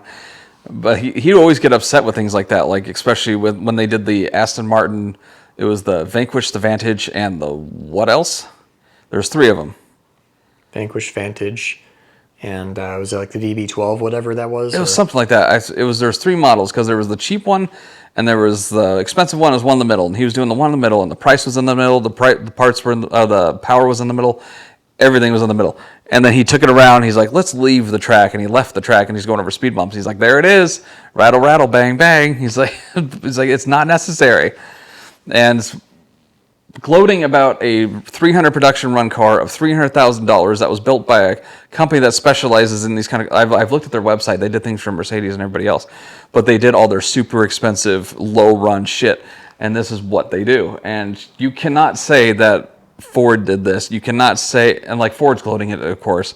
It's like Ford, you provided the power plant, probably some of the other stuff on it, but you did nothing with the chassis. I mean, they're trying to make their investment back, so I get it. And there's a lot of freaking diehard people. I used to know a lot of people over in the Scottsdale area that, that I knew two guys right next to each other that had all three Cobra R's. That one of them was a wrapper set, and one of them was like another special set, but had miles, so you could actually drive them. Mm-hmm. And both of them had GT350Rs, so the last manual transmission, cool Shelby Mustang they're ever going to make apparently, and carbon track pack 500s. And I think this is another step up above that, obviously, but there's going to be an ask for every seat. So they're building 300 of them that can keep There's the price going to be 300 high. people that are going to spend $300,000. Very few people are actually going to drive them.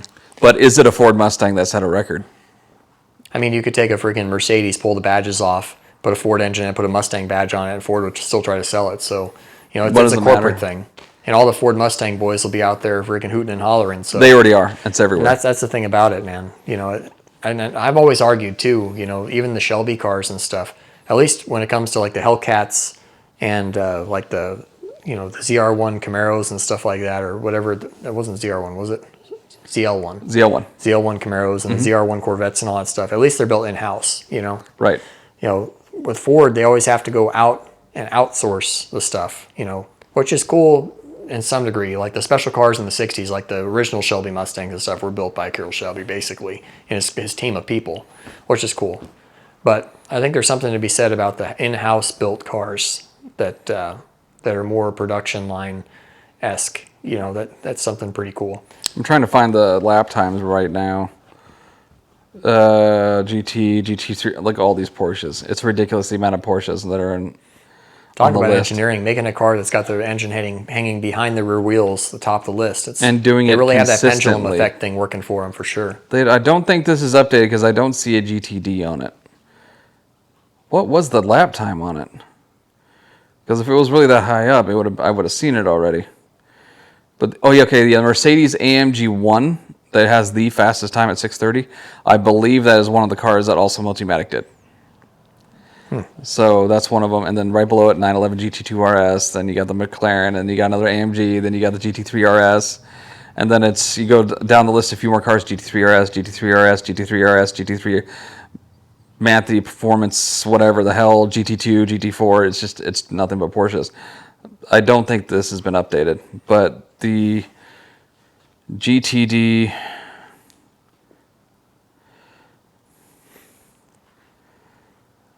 Lap time 6:57. Yeah, 6:57.68. So sub 7 minute green time as promised. Yeah, 6:57. So 6:57 lap times. These should be updated. This is on Wikipedia. 6:57. So the AMG one did 6:29. Let's see if the GTD's on here. There it is. Okay, so Ford GTD 657.68, right underneath the Porsche 918 Spider. And then, of course, 911, 911, 911, 911, all the way up. If you were to organize it by what's the fastest car for the least amount of money on there? Is there even a slot for that? I doubt there is. Probably not. You'd have to put it in a bunch of different Yeah, organizing if I had to cars, take a guess with all my super amazing knowledge, not really. It's just a lot of Porsches. I can't say a GT3 or a GT2 is value for the money. It's too much. Yeah, those things all have a. I would say could we say the Viper ACR is? I mean, they stopped making Vipers like 10 years ago, and I know that they're not getting cheaper. I mean, it's the most blue collar thing I've seen so far, and it's a 701. Rimac. Porsche, Lamborghini, McLaren, Mercedes, Porsche. Dear Lord. Oh, the cheapest thing I've seen at a 716 is a Camaro ZL1. And that's where I noticed the first fanboy fest when people were posting online, they're saying, oh, it showed a picture of the GTD and it showed a picture of the ZL1. I'm like, that is so apples to oranges, it's not even funny. Yeah. And that's the funny thing The about Camaro it was too. 60 to 70,000 for the ZL1. And plus 300 markup and grand, everything else, and there's only probably, 300 of them. It's like, fuck off. Yeah, that's not even in the same ballpark. Yeah, and it's on a production line. Yeah, That's exactly. in a warehouse. That's literally hand built by people that Do this nothing lots but of this for a money. living. Yeah, it's a completely. They literally have engineering degrees and stuff just designed for this kind of crap. So, yeah, I don't know, man. Like for me, I'd love to be able to have a car that goes around corners well, but going in a straight Not for line, 300 you grand, gotta I figure wouldn't. that out first, you know. And not for $300,000. Shit, for $300,000, I'll have a freaking warehouse with cars in it. You know. I'll look at road vehicles just for shits and giggles from Multimatic. Dear Lord.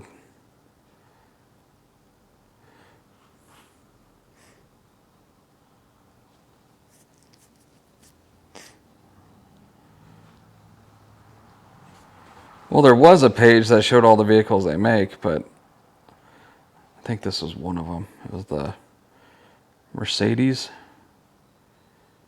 Yeah, the AMG one. Okay, so the fastest car on Nordschleife was made by them, Mercedes AMG one. They did the GTD, and for some reason the website isn't working. They did some other cars, but they don't list them. What'd you just call it? Nordschleife? Yeah, What's that?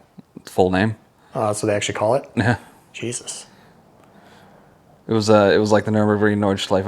It's the configuration of the track or something like that. Oh. I don't follow Nürburgring that hard. I'm starting to a little more because of people like Misha.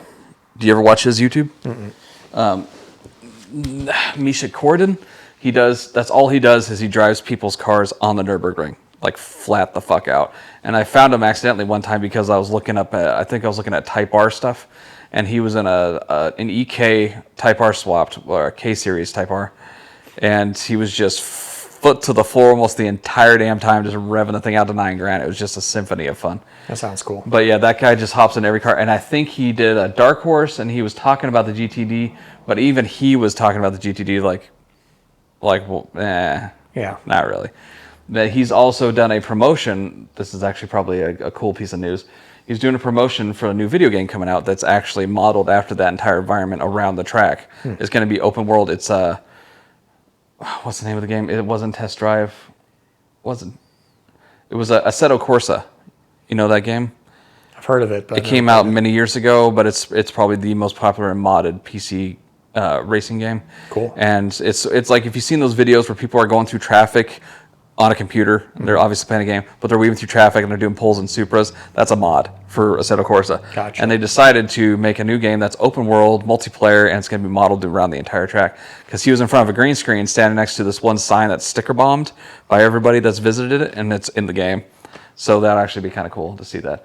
But he was trash talking like just mildly about the GTD. He's like, yeah, it's cool, but 300,000. That's what you get. And he's driven everything.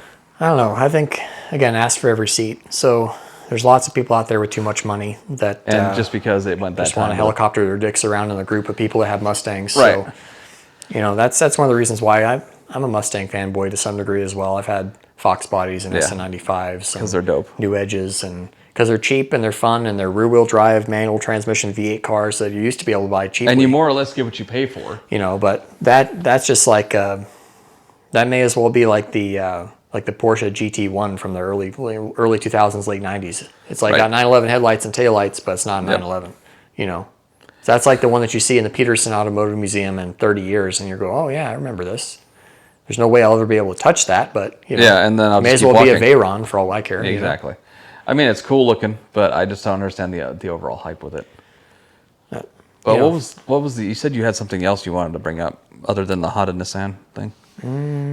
Yeah, I was going to talk about the Chrysler stuff, just not being able to sell things, just basically the stuff we already touched on, kind of weaved Yeah. in there. But I know there's always stuff to talk about. It's an interesting time to be in the car community nowadays. Right. I wish Drag strips we'd closing pick this up during the strikes. That would have been interesting. Oh yeah, or Pay during us the more chip money shortage or for something. your bolting on stuff that's held by jigs. Yeah, No shit. How much are they getting paid now? $80, $90 an hour or something like that to do this and then put screws in? I mean, there's probably intricacies about that job that are terrible, but who knows? You know, I think Amazon employees have to piss in bottles and stuff, so it's one of those things, especially this time of year during shipping and the holidays and stuff. It's probably awful to be in any of those industries. Yeah.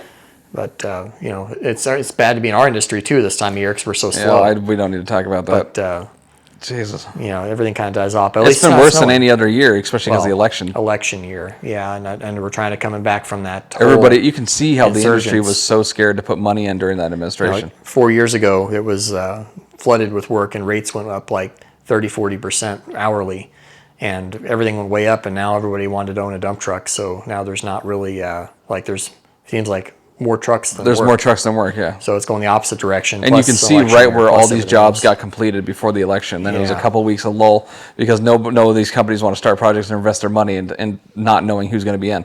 If it was Kamala that got elected, I think we'd be double screwed. I mean, long term, yeah. But it's... I don't know. I'm already hard to hearing say, rumors of you know. so much shit happening. Like so much shit happening because now he's coming back in. So now everybody wants to invest their money again.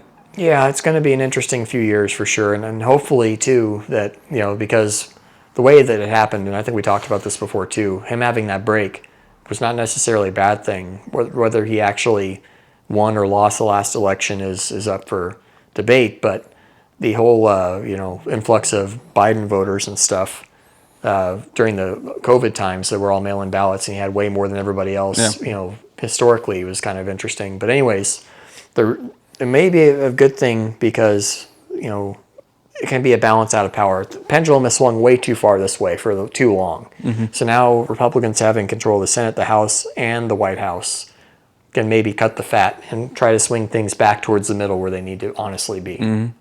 I think anybody that's a logical thinker. I think it's the most important You know, that there's going to be money being thrown around a little more right now. Which is a good thing. Which is also a good thing for this. Yeah, hopefully. So when it comes back to now that Charger, which I think looks great, I do like the interior because I think they did tablets the right way. They made it flow with the dash. Tablet dash in general. Well, Mustang longevity. Well, Mustang fucked it up too. Yeah. They're like, we're just gonna put it here and here. Yeah. It's At least with them, they're like, we're gonna into the dash, and this one's gonna be tilted, and it's gonna be around the same shape. Like you can still see it's kind of outside the dash. I wish it was kind of in the dash, but it looks a lot better. But I wonder if there's ever going to be a possibility of a V8 being put into that with the new administration coming out, because now he's going to end the EV mandate. And like, sorry, we were getting political here, but it's kind of important. I mean, but it has a big influence on this kind of stuff. So that's the whole reason why the automotive market is the way it is because of all these politics and the EPA and all this other stuff is all intertwined. And with this. we can go on for hours on how the EPA has completely fucked people. Yeah. But with that, I mean, Ford jumped the gun so hard with their Lightning and with the Mach-E, and they shoved it so hard that you can see how many billions they lost. So I'm surprised that they're still going through with that. Well, that's the thing that Chrysler hasn't learned. They're like standing in the closet with the lights turned off, and they're like, "We're just going to do this." And it's like you realize, like the last couple of years, look at everybody else doing that. How's it worked out for them? Ford has lost billions. Exactly. They have Lightnings that have been sitting there. Those batteries are going to go bad just sitting there, I swear. But they have so much shit just sitting, and they can't get rid of the Lightnings. They keep price reducing them all the time. And the infrastructure, the Electrify America infrastructure, is just broken still. Well, that's the thing about it too. They actually got permission from Tesla to start using their stuff. I'm all about having options. That's a big thing. If people want to buy electric cars, 100% they should be able to and be able to do it. I'd love that for a daily. You know?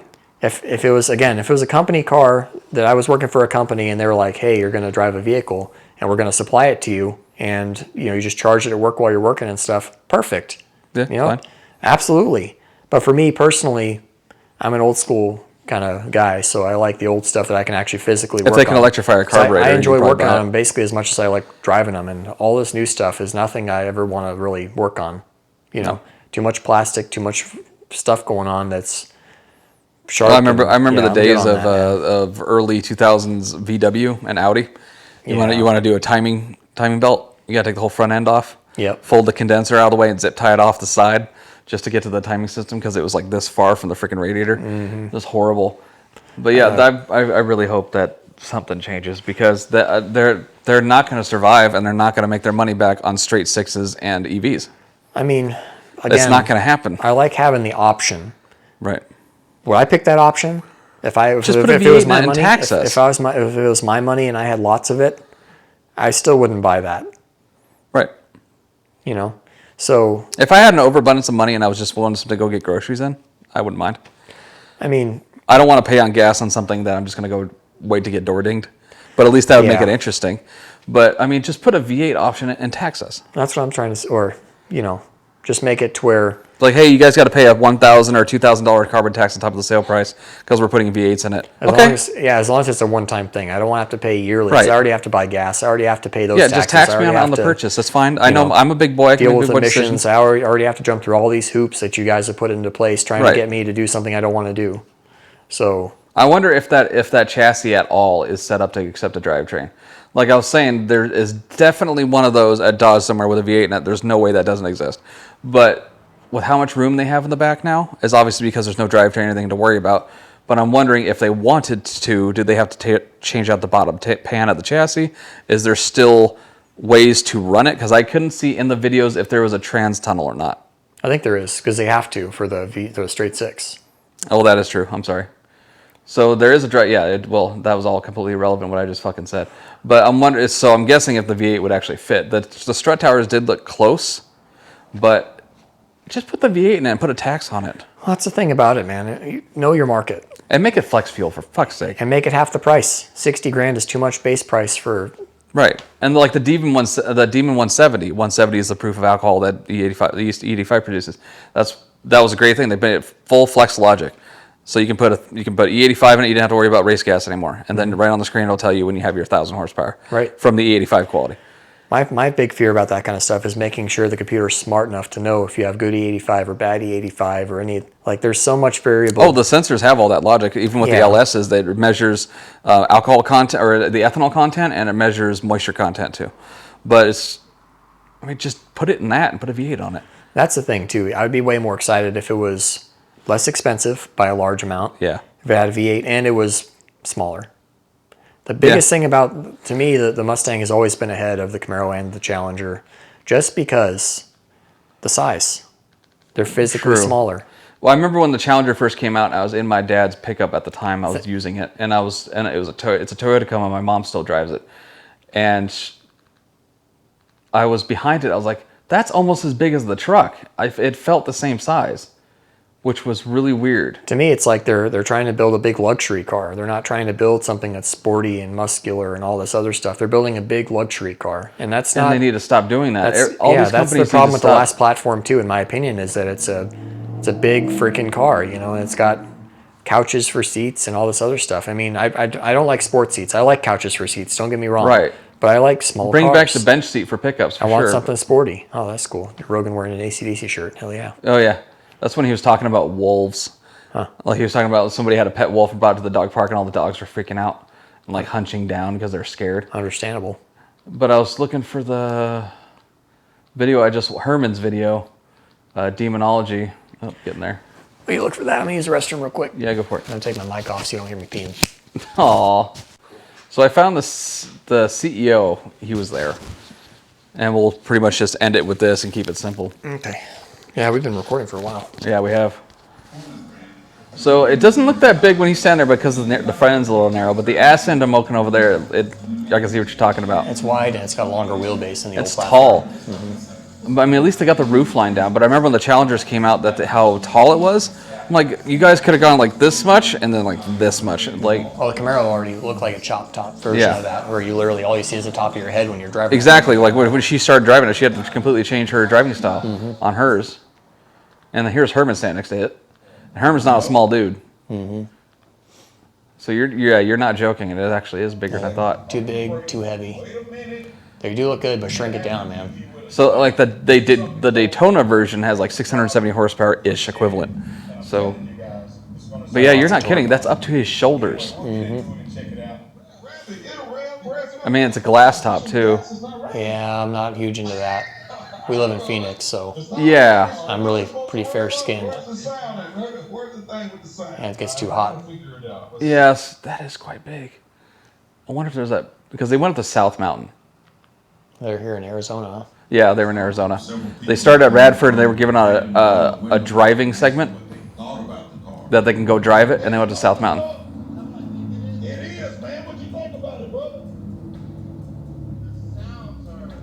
Hey, rev it, Paul. When we stop here, stop right here. Paul, put it in neutral and rev it. Put it in neutral. Sounds like the Wraith. Right. Exactly. I'm like, that would be awesome. Because I saw one of the colors. I think it's that color or another color that almost looked like wraithy. It was like a purplish with pink. Which that was pretty interesting. And that was actually filmed in Tucson, that movie. Yeah, it was. That's where they had Big K's Burger and all that shit. And then Mountain Lemon was where all the racing scenes. So when I actually found that out a few months prior. Yeah, there's no other size comparisons. But yeah, that roof line's to his shoulder. So I don't know how tall he is exactly, but he's not a small dude.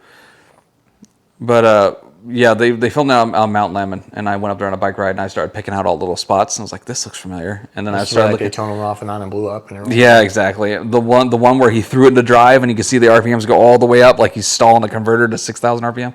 Yeah, bullshit. And it sounds like a V8 when it had a 4-cylinder turbo That on was it. good stuff, yeah. Yeah, that was the 2.2 days. I was thinking that was in '86 that movie did it. I was at, for anybody that doesn't know, The Wraith is a movie that came out in the '80s with Charlie Sheen in it, yeah. and yeah, it was filmed out here in Arizona, and it was sponsored by Chrysler, so they had a lot of the old '80s turbo stuff in it. Because the last scene was the actual car with the Dodge banner on it. The Wraith itself was a Mopar that had the 2.2. The Dodge that was mid-engine. Dodge M4S, whatever. M4S, yeah. And they used the real car in that movie for some stage scenes, but Yeah. they actually made replicas of it With VW engines in it. with all kinds of stuff, yeah. Yeah.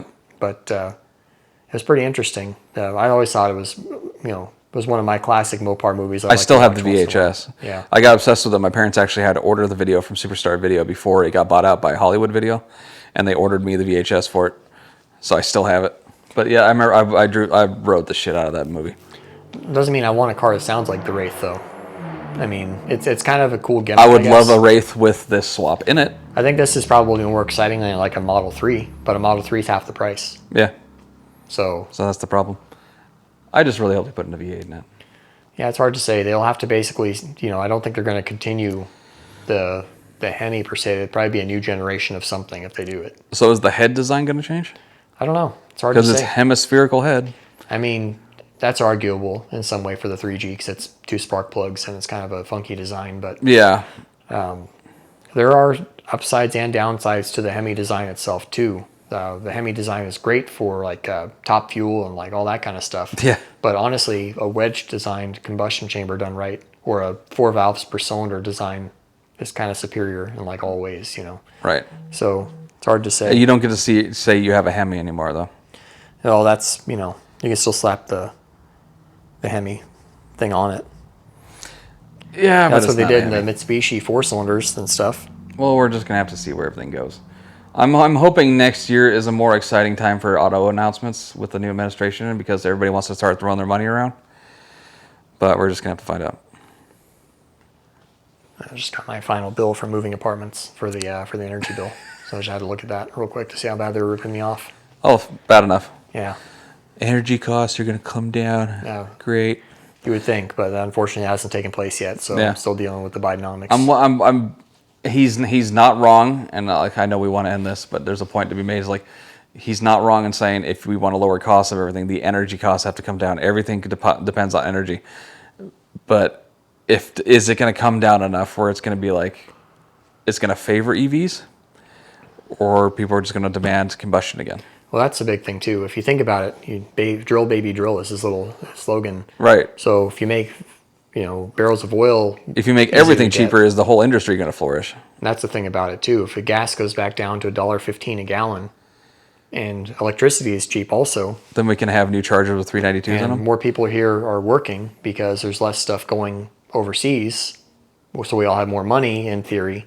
I understand what he's coming across. It's just a matter of is it going to work and how many people that are fighting it are going to actually succeed, because that's what it all comes down to. Everybody is putting their guardrails in place so that they can continue the agenda that they're continuing, and it's how much is he actually going to be able to do in 4 years? Because it's going to be remember the last time. Is it going to get all undone? Remember the last time they tried to impeach him twice? It was a constant battle. He was, people were getting fired. Like it was just chaos constantly. Well, luckily he's learned a lot from that. He has. Before he went in kind of blind and had to hire a bunch of people he didn't know. That were recommended. Right. So now he actually knows people and knows who will probably do a good job and actually like we'll see what happens. It's going to be Well, an interesting few years. That's the least I can say. Make pretty internal much, you know. combustion great again. So Yeah, no shit. For me, I want to be able to drive my things. I'm not doing anything like out of my way Right. to hurt the environment. I'm just, I'll convert all my shit to E85. I have no problem with that. yeah, or It's another not good subsidized thing, anymore, but it's still cheaper than the usual pump. another good thing, propane, clean burning propane. You Yeah. know, that's God tell you it's what. literally, dude, it literally comes out to like 104 octane. Yeah. It gets worse mileage. Just like Bruce 85 was driving does. Justin's Of course, Camry around. I don't know how I feel about getting rear-ended in a car that has a propane tank in the back. Right. That sounds bad. We'll but- ask Pinto owners. Yeah, that feels like a bad time, but Well, there's a lot of ways to have clean fuel that be able to still utilize the internal combustion engine. I think, and it just Everybody keeps toting making it more hydrogen. mainstream, Everybody keeps toting hydrogen. and that's a complicated mess in itself too, because of how How it's stored. that works. Yeah, so there's a lot of inefficiencies in that need to be worked out. I think still it's not quite at a place where it needs to be, but I think just being able to still provide funding to those things so that they have a chance, but also be able to continue with the freedoms we already have, and not take them away and force us into something that's not for everybody. Right. That's what I don't like. Well, we're just going to have to find out. The whole thing is about living in a free world, free land. That's the whole point of us being. If you have here. money. I mean, yeah, Yeah. but if, as long as you're not trying to be middle class, because they're the ones that pay for everything anyways, it feels like. So Right. poor people don't make enough money to pay taxes. Rich people pay more taxes than anybody else, basically, not by, like Elon Musk, for instance, paid billions and billions of dollars of taxes. You and me in our lifetimes will never pay that much in taxes. never. But he made a lot more money too. So it's like, Yeah. but middle class person, taxes versus what they actually make are the ones getting screwed the hardest. Yeah. That's the problem. Yep. So So, well, hopefully next year will be better. We'll see what When do you happens. want to do this again? I don't know. A week? Just depends. Yeah. No, we'll just have to keep an eye on the news more. So it'll be after Christmas if we meet again, because it's the 20th today. Oh, that's right. Fuck. Holidays are gay. be I'd rather be 27th. working. I would too. I got one day, thankfully, this week, but it's been rough, man. Yeah. All right. Well, we'll pick this up next time then. Hell yeah. Awesome.